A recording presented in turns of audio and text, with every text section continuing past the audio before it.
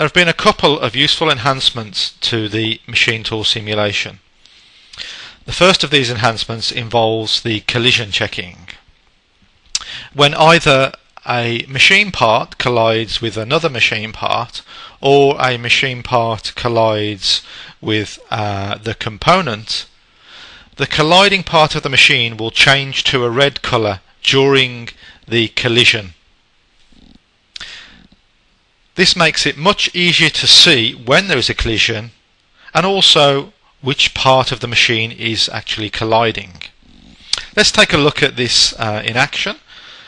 So if we view from the front and zoom in slightly, and I simulate from the start and then play the simulation, you can see that first of all, when we get the first collision detected, it pops up a warning, but then if we carry on playing we don't get any future warnings.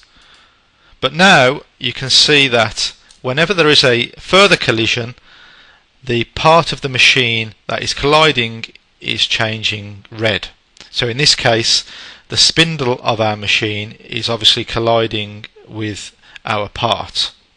If we pause the simulation and spin the part around and zoom in, we can see quite clearly where the collision is in this case. So this will continue to change colour whenever the collision occurs. As well as the graphical indication of the part of the machine turning red, then we have the machine collision tab here with a list of all the collisions which has been in PowerMILL for several versions. If we rewind that simulation to the beginning,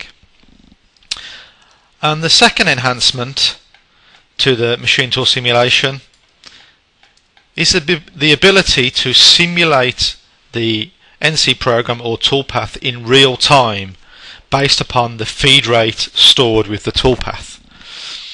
So to do this, we simply change the simulation method from point to point to feed rate based simulation. Now if I change that feed rate to roughly 100%, and if we look at the feed rate associated with the toolpath, it's currently set at 10 millimeters per minute.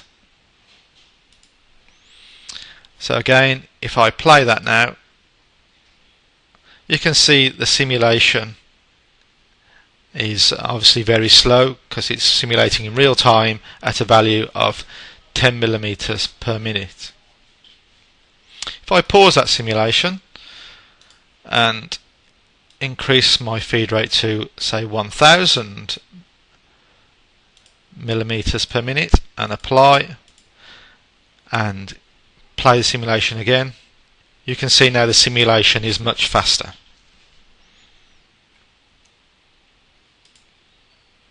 So the default simulation that has been in PowerMILL for many years is the point-to-point simulation, and the new feed rate based simulation has been added for PowerMILL 2013.